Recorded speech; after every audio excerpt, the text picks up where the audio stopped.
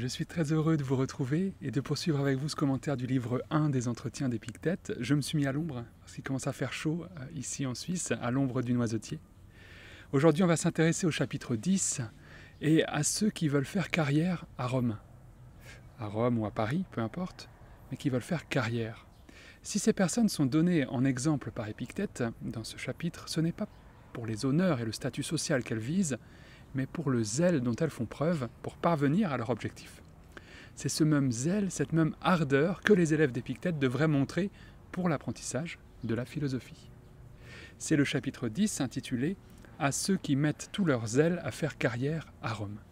Dans ce chapitre assez court, Épictète s'adresse ainsi aux élèves qui suivent son enseignement à Nicopolis, donc loin de Rome. Il les encourage à diriger leurs efforts dans la bonne direction. Je vous lis le premier paragraphe. Si pour accomplir la tâche qui est la nôtre, nous avions déployé autant d'efforts que les sénateurs à Rome pour les affaires qui leur tiennent à cœur, peut-être obtiendrions-nous quelques résultats, nous aussi. Et tout au long de ce chapitre, Épictète répète à plusieurs reprises cette idée assez simple. Épictète donne en exemple le zèle ou l'ardeur de ceux qui désirent faire une carrière politique à Rome. Ces hommes sont prêts, dit-il, à tous les sacrifices, à tous les efforts pour obtenir une charge honorifique. Ce sont les paragraphes 2 à 6. Et pour Épictète, ces élèves devraient prendre exemple sur ces hommes et faire preuve du même zèle, non pas pour entreprendre une carrière politique à Rome, non pas pour obtenir les honneurs et les richesses que ces hommes poursuivent, mais, et là je cite de nouveau le premier paragraphe, pour accomplir la tâche qui est la nôtre, to ergon, to eaoton, en grec. Cette tâche, c'est le métier d'homme, c'est la vie conforme à la raison dont Épictète nous parle depuis le début des entretiens, et dont les premiers chapitres nous ont donné un premier aperçu. C'est prendre soin de ce qui dépend de nous, par un bon usage des représentations, nous l'avons vu au chapitre 1, c'est assumer notre rôle d'être doué de raison en agissant de manière raisonnable, ce que nous avons vu au chapitre 2. C'est rester digne de notre parenté divine en agissant de manière conforme au Logos, ce que nous avons vu au chapitre 3 et 9.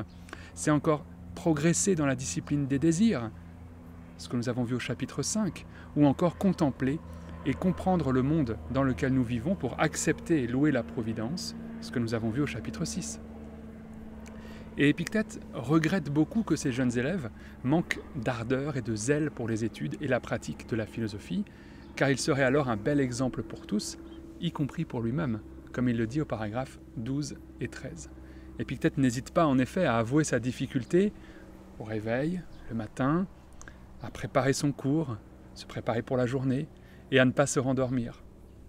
C'est ce qu'il dit au paragraphe 8. La motivation de ses élèves, par opposition, l'aiderait, dit-il, à se mettre au travail avec ardeur, chaque jour. Si Épictète prend en exemple le zèle des hommes politiques, il s'empresse de rappeler à ses élèves la moindre importance des affaires politiques par rapport à la philosophie. Les paragraphes 9 à 11 visent précisément à comparer ces deux activités, non plus en fonction du zèle que chacun y met, et on a vu qu'à partir de ce critère, les hommes politiques avaient un net avantage sur les philosophes, mais cette fois en considérant l'importance de l'activité elle-même. En quoi les activités des gens de là-bas, dit-il, sont-elles semblables aux nôtres? C'est la question qu'il pose au paragraphe 9. Et quelle activité exige le plus de zèle? Même s'il ne répond pas directement à ces questions, préférant poser un ensemble de questions rhétoriques, sa réponse finalement est assez claire. Il y a bien une différence pour Épictète entre les petites affaires politiques et les petits profits qui prennent place à Rome d'une part, que ce soit pour l'exportation d'une petite quantité de blé, ou bien pour la possession d'un petit champ, et j'insiste sur ce petit qui revient de manière récurrente dans la description d'Épictète. Il y a bien une différence entre ces petits profits et la philosophie, d'autre part, dont l'objectif est d'examiner, nous dit Épictète, l'organisation du monde, et tout cosmou dioikesis, et la place qu'on y occupe en tant qu'animal doué de raison, to logikon zoon. Le rôle de la philosophie, c'est aussi celui d'examiner sa nature et le rôle que nous devons assumer en fonction de celle-ci. Et on retrouve là des thèmes chers à Épictète qu'on a vus dans les chapitres précédents. En d'autres termes, en quoi consiste pour moi le bien et le mal, to agaton kaito kakon, étant donné ma nature? C'est à ce type de questions que répond la philosophie. C'est ce type d'examen et ce type de questions que la philosophie d'Épictète prend en charge.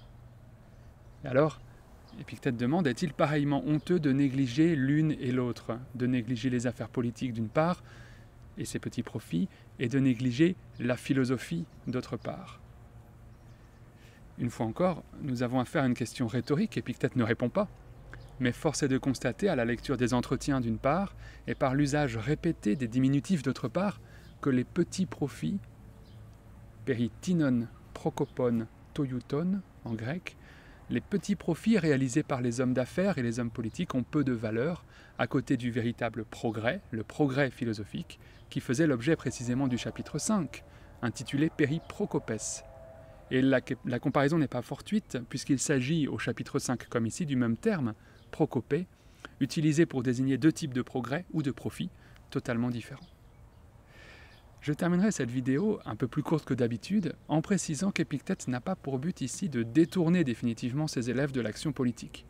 D'autres passages des entretiens montrent au contraire à quel point Épictète prend soin dans ses cours de préparer ses élèves à mettre en pratique les principes de la philosophie stoïcienne en dehors de l'école, y compris et peut-être surtout lorsque ses élèves souhaitent s'engager dans la vie politique romaine. La vie à l'école n'est pas une fin en soi pour Épictète, il en est bien conscient, mais c'est une préparation, un entraînement pour ceux qui suivent, y compris pour la vie mondaine qui attend ses élèves en partance pour Rome. « Et quoi, dit-il au paragraphe 7, suis-je en train de dire que l'être vivant n'est pas fait pour l'action? Loin de moi cette idée.